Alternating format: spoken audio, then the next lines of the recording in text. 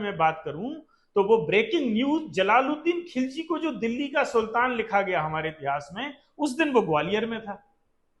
उस दिन ग्वालियर आया है और ग्वालियर में इल्तुतमिश ने मिन्हाज सिराज को एक काम दिया कि वो उसकी जो हार रही फौज थी, यहाँ कई महीनों से नाकाम थी ग्वालियर को लूटने में, ग्वालियर पर कब्जा करने में, तो तस्कीर करने के लिए कहा।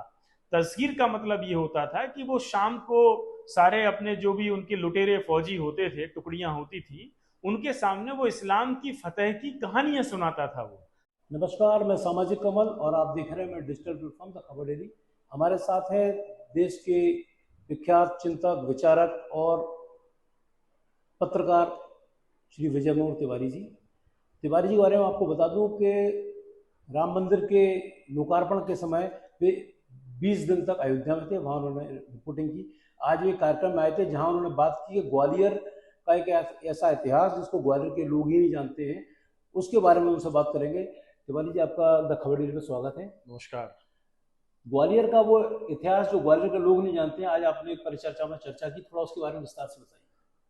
देखिए, व्याख्यान में मैंने, चूंकि मैं इतिहास में मेरी थोड़ी चहलकदमी है और इतिहास में मेरी चहलकदमी है, तो वो कोई भारत का बहुत प्राचीन इतिहास की बात नहीं करता हूँ मैं, केवल मध्यकाल का इतिहास।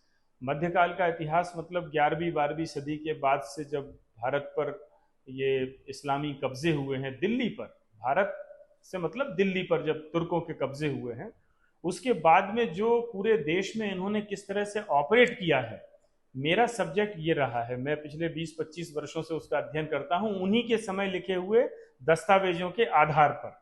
सुनी सुनाई बातें नहीं, किसी गूगल की सर्चिंग पे कोई काम नहीं, जो उन्हीं के समय के लगभग 60 से अधिक लेखक हैं, जिन्होंने 700 वर्षों तक अपने समय की घटनाओं को अपने ही समय में डायरी में दर्ज किया है। ग्वालियर का जिस प्रसंग की आप बात कर रहे हैं, ये सन 1232 की घटना है। 1232 की घटना है, मतलब 792 साल हो गए हैं उसको इस समय।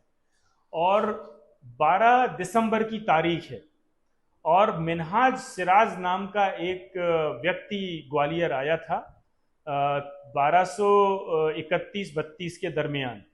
और वो आया इसलिए था यहाँ पे कि दिल्ली में उस समय सुल्तान शमसुद्दीन इल्तुतमिश का कब्जा था और उसने ग्वालियर को कई महीनों से घेर के रखा हुआ था, लूटने के लिए, यहाँ कब्जा करने के लिए, और जो भी इस तरह के ऑपरेशन वो करते थे। तो मिन्हाज सिराज अफगानिस्तान के किसी इलाके से चल के, गोर नाम की जगह से चल के, और दिल्ली आया है किसी काम की तलाश में।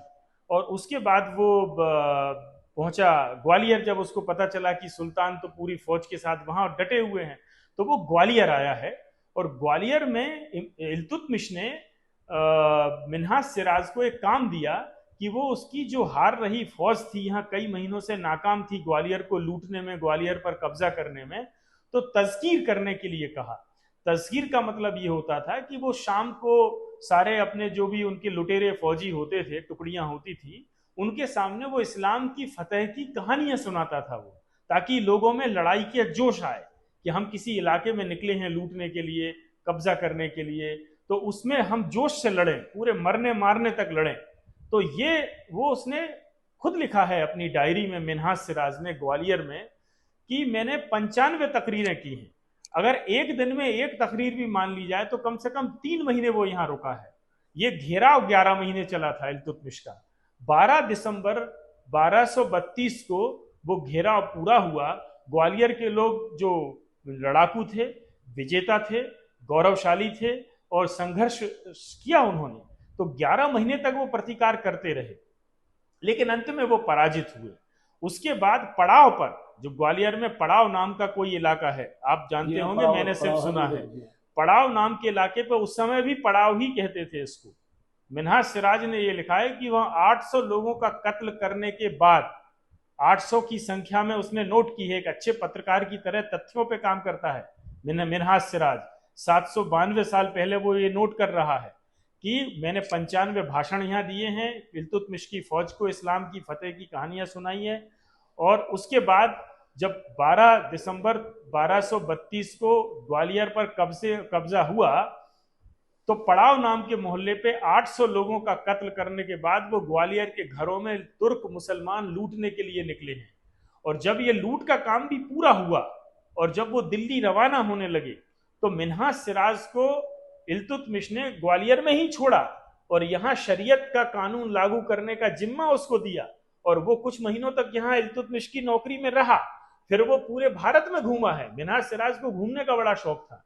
वो लखनौती बंगाल तक गया, वो मुल्तान तक गया और उसने वहां के भी कई विवरण लिखे हैं। हम लोगों ने ये सुना होगा नालंदा विश्वविद्यालय को जलाने की घटना, बख्तियार खिलजी ने नालंदा विश्वविद्यालय जलाया था।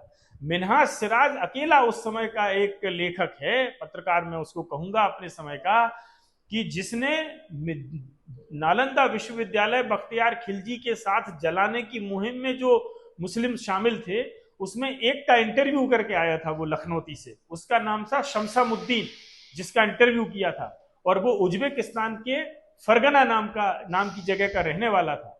उसने पूरा वृत्तांत बताया है कि बिहार में जब हम गए और नालंदा नाम की जगह पे जब हम गए तो वहां हुआ क्या था। इतना महत्वपूर्ण व्यक्ति ग्वालियर से जुड़ा हुआ था। आज जब मैं ग्वालियर आया तो मुझे मिन्हाज सिराज की याद आई और मैंने अपने व्याख्यान में उसका उल्लेख किया। बहुत कम लोगों को ये सारी जानकारियां होती हैं। तो ये घटना थी 1232 की। सेकेंड दूसरी घटना उसी सदी की 1296 की, जब जलालुद्दीन खिलजी दिल्ली पर काबिज था और उसका भतीजा था अलाउद्दीन खिलजी। अलाउद्दीन खिलजी महाराष्ट्र तक गया हमला करने के लिए। देवगिरी पर पहला हमला हुआ मुस्लिमों का और वहां से जो सोना चांदी और तमाम लूट का माल लेके आया है, तो वो लूट के माल की ब्रेकिंग न्यूज, आज की भाषा में मैं बात करूं तो वो ब्रेकिंग न्यूज जलालुद्दीन खिलजी को जो दिल्ली का सुल्तान लिखा गया हमारे इतिहास में, उस दिन वो ग्वालियर में था।